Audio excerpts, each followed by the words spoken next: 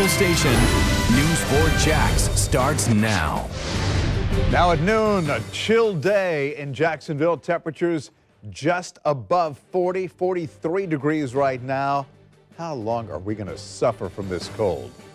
Cold weather is going to be here for a few days. A few hours ago, a hard freeze warning was lifted, but the 20s returning later tonight. JEA says the all-time weather peak energy demand is 3,250 megawatts. The peak at 7:20 this morning was 3,103. News for Jax has the cold weather covered from a variety of angles. Scott Johnson's at the scene of a weather-related fire, but we begin with Jonathan Stacy and a first look at our forecast. 43 degrees, not going to go much higher than that. No, we are struggling. We struggled to get into the 40s, but unfortunately, Bruce, temperatures dropping once again tonight. I'll have more on that ahead. Bruce? All right, Jonathan, thank you. A man says late-night hunger saved his life. Getting up to get a bowl of cereal actually saved the man's life during an apartment fire on the south side. It was frightening for the man. He lost everything when that fire broke out in his townhouse. It happened at the club at Town Center Apartments on St. John's Bluff. The fire originated in his fireplace, and he says he is lucky to be alive, and it was that bowl of cereal that saved his life. He spoke with Channel 4's Scott Johnson, joins us live from the scene. Really a bowl of cereal, Scott. That's what he says, Bruce, because he was hungry and about to go to sleep. That's how he noticed, because he got up, that there was a chimney fire going on. Tim Zapata says he was up the second floor of his townhouse at that time and noticed it was engulfed in flames and he was barely able to escape. Zapata says he lost everything in the fire, mostly due to smoke damage. The fireplace is destroyed, and he says if he hadn't gotten hungry shortly before midnight, he would have died in that fire. Decided to have a bowl of cereal. A bowl of cereal saved my life. What do you mean? Huh? What do you mean? Well, I mean, had I gone to bed, I would have probably died from smoke inhalation. I was finishing my bowl of cereal, and I know it sounds crazy, but the smoke alarm started to go off. I didn't know what was going on. And fortunately, Zapata does have renter's insurance. He talked to the fire marshal about why this might have happened. He tells me that the fire marshal said it was probably a bad flue in his fireplace. Now, Zapata says he doesn't blame the complex for that, saying there are just a lot of different fireplaces you would have to do thorough inspections on to determine if there was ever a problem with a flue in a complex. We're live on the south side. Scott Johnson, Channel 4, the local station. And a reminder to download the News for Jax weather app, get temperature maps and even satellite images. Search WJXT in your app store. Jaguars returned to the practice field just about 15 minutes ago, getting ready for Sunday's AFC Championship game against New England just 3 days before kickoff. And before the Jags hit the practice field, head coach Doug Marrone met with the media. The hot topic was Leonard Fournette's car crash. Someone said, hey, Leonard was involved in a fender bender, right? So what do you think I do? I'll just make this like it's a, I go, gosh, I hope no one's injured. I call Leonard up. Leonard, how you doing? Oh, Coach, I'm fine. It's good. Anyone injured? No. You sure? Yeah, Coach, I'm fine. I say, okay, do you need to come in and get checked out? I said, listen, we're just going to check you out to make sure you're okay. Coach, I'm fine. We're good. No problems at all, as long as everyone's okay. I put the phone down. That's it. That's all I know. That's all he needed to know, right? Here's a live look at Everbank Field. Just moments ago, a pop-up store opened. They're selling sweatshirts, jackets, other AFC South Divisional Championship gear. You'll find that shop on parking lot D. You enter through gate 4. It's open from noon to 6 today and tomorrow. News for Jax has you covered during the playoffs. Tune in Saturday night for our special For the Game, the AFC Championship preview. Live reports from Foxborough, Massachusetts, as the Jags take on Tom Brady and gang. That live coverage will continue game day. For the Game airs in a Sunday edition, all new at 9 a.m.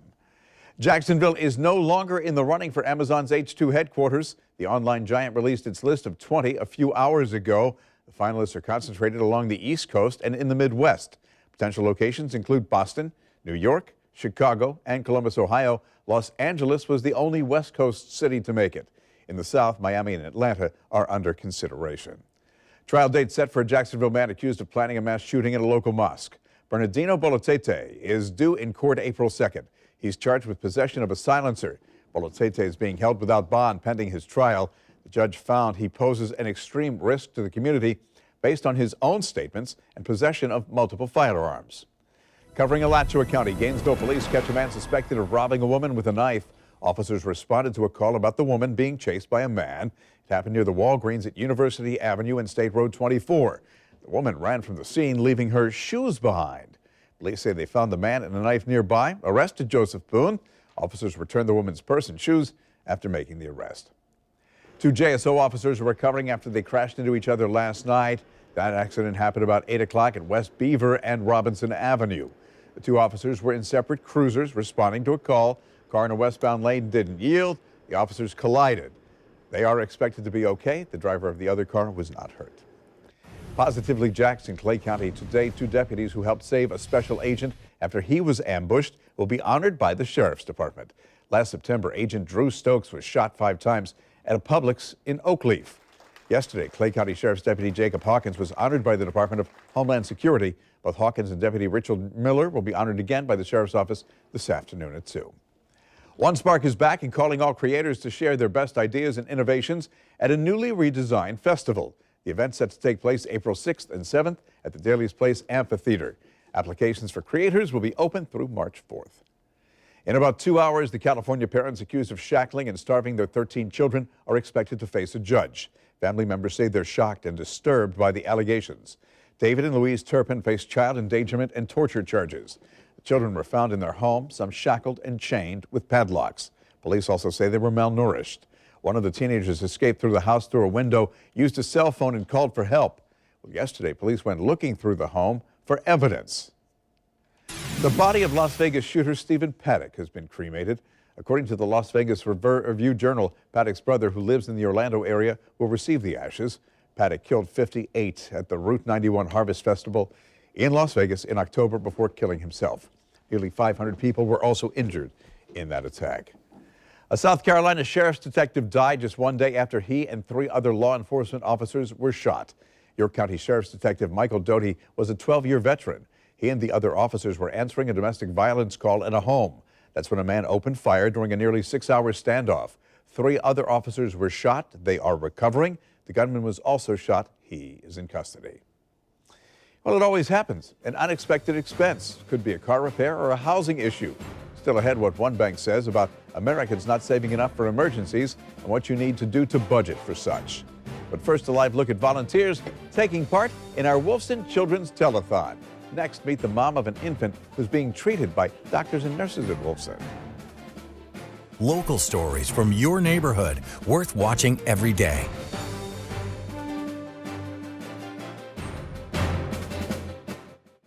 Like WJXT4, the local station, on Facebook. It's Positively Jax. Today is the Wolfson Children's Telethon. Celebrate a child at Wolfson Children's Hospital. Volunteers are standing by so that you can help out kids who might be in need. Jen is with us with a story of survival. Jen. Hey, Bruce, good afternoon to you. You know, we've been here all morning, and we are asking our viewers to dig deep. From the bottom of your hearts, please donate to Wolfson Children's Hospital. It is the only local hospital that specifically specializes in taking care of the sick children in our community. People come from all over the Southeast to come to the hospital because of the specialty care that it offers. And we need to get these phones behind me ringing. They are in their pirate garb, and they are ready. They're from Nocatee, so please call as I bring you the story of Candace and Evie. Come on in. Hi. How are you? And you know what? I think that this gives us fantastic perspective also to hear from a parent like yourself who relies so heavily on Wolfson. Can you share with us a little bit about your daughter's story? I'm getting ready to answer a call, so please call right now and I'll pick up and say hello and thank you personally for making your donation. Bruce? All righty, Jen. Other parts of the country are dealing with snow. Look at this time lapse from Charlotte. Look how fast it came down. The video was taken over a 6-hour time span. And in Atlanta, streets are snow covered. Several flights canceled in Atlanta. A few from JAX canceled or delayed already due to problems in Atlanta and Charlotte. Be sure to check with your airline if you have plans to fly today. Even retired race car drivers have a difficult time in the snow. That's Earnhardt Jr. tweeted this photo. He slid off a North Carolina road. Happened after he helped pull another car out of a ditch. His pickup skidded and rammed into a tree. Junior says he's all good, but his truck needs a new alignment. He's got a pit crew that can do that. Or maybe not anymore. Not anymore. No. You have to have sponsors to have a pit crew. That's true. I'm sure he's got friends. Yeah. You know, a lot of them. People, I'm sure I fixed Junior's truck. Yeah. You know? I'm sure it didn't Think of the marquee value now. I'm sure it didn't cost him anything. I just bought a new truck. It was a Cadillac. Anyhow, 12:16. I ducked out. You know, I mean, it's cold, but the wind's not too. I know it's 13 miles per hour, but it didn't feel as bad out here at the station. Yeah, because we're inland. Yeah, it feels not too bad for us because me and you both walked out without coats on. Yeah. I saw that a little bit earlier. But yeah, if you're down in St. Augustine, maybe a little bit of a different story for you all because the current temperature is 41 degrees. On Monday, our next best chance for rain comes on Tuesday. Remember, you can always listen to your Weather Authority forecast when you're on the go with iHeartRadio V101.5. Bruce. All right, thank you, Jonathan. Reminder about having a rainy day fund. If you're hit with a $1,000 emergency, say a broken down car or a leaky roof or your child breaks a bone, could you cover the cost? A report from Bankrate.com shows 39% of Americans would not be able to pay for a $1,000 unplanned expense. Nearly 1 in 5 Americans said they'd put the expense on a credit card. Bankrate says you should have a portion of your paycheck go into a separate savings account, and that way there's less temptation to spend. Countdown is on until the government runs out of money. What both parties say about a temporary fix. And the main sticking point, DACA. And here's a live look at our Wolfson Children's Telethon. Volunteers will be here all day to take your donations. The numbers to call are on your screen. Channel 4's community calendar is sponsored by Zaxby's.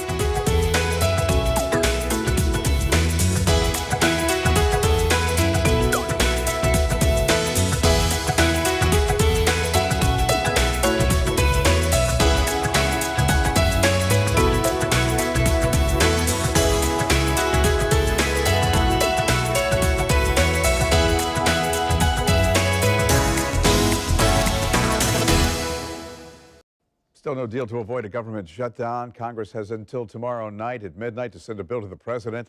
House Republican leaders are expected to vote on a short-term spending bill sometime today. It would push the shutdown date to mid-February. Democrats say they won't support a bill if it doesn't include a fix for DACA. While Republican House Speaker Paul Ryan struggles to rally support within his own party. That means a DACA solution that involves the security measures that make sure that we don't have another DACA problem down the road. The overwhelming number in our caucus have said they don't like this deal, and they believe if we kick the can down the road this time, we'll be back where we started from next time. So there's very, very strong support not to go along with their deal. If Speaker Ryan manages to get the votes for that short-term bill, it'll be up to the Senate Democrats to decide whether they will shut down the government over DACA. Once again, lawmakers have midnight deadline tomorrow. Working to make sure that sick children get the best possible care. Taking a live look at our Wolfson Children's Telethon. Numbers to call 348-6022 or 1-800-366-9598. The news at noon. We'll be right back.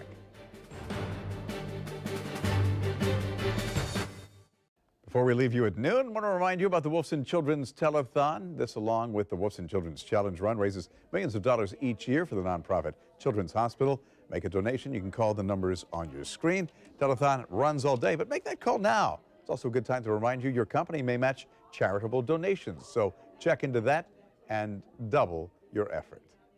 All right. Well, I don't see the bug up there. We went from 39 to 43 degrees. That's almost as big a jump as we saw with the Dow yesterday. Well, the Dow's in great shape if it continues to jump up to 48. And the weather's not. Yeah. Exactly. Yeah.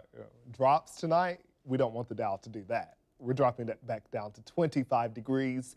Another freeze likely going to be issued, freeze warning issued by the National Weather Service. Tomorrow we're at 59 degrees, and that is just a foretaste of what is to come. By the weekend, we're into the 60s for highs, 74 on Monday. Rain moves in on Tuesday.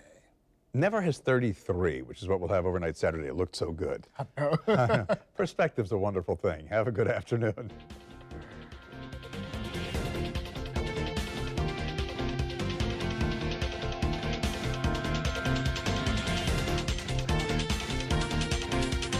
More people in Northeast Florida and South Georgia get their news from News 4 Jax than anywhere else.